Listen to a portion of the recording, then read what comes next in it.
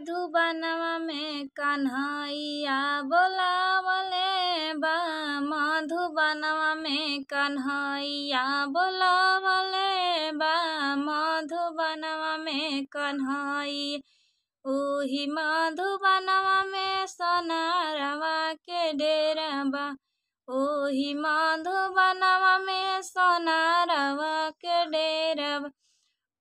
हारवा देखाई भरमावले बा। मधुबनवा में कन्हैया बोलावले बा। मधुबनवा में कन्हैया बोलावले बा। अरे झुमका देखाई भरमावले बा।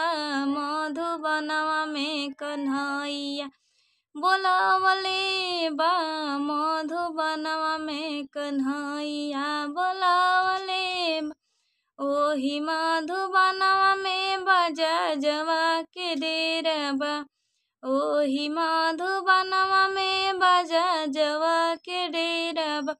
अरे लहंगा दिखाई भरमावले बा। मधुबनवा में कन्हैया बोलावले बा। मधुबनवा में कन्हैया बोलावले बा। अरे साड़िया दिखाई भरमावले बा। मधुबनवा में कन्हैया बोलावले बा।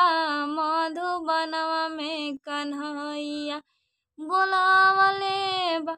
हेलो दोस्तों, आप लोग कैसे हैं? हमारी झूमर गीत अच्छा लगे तो लाइक सब्सक्राइब कर देना।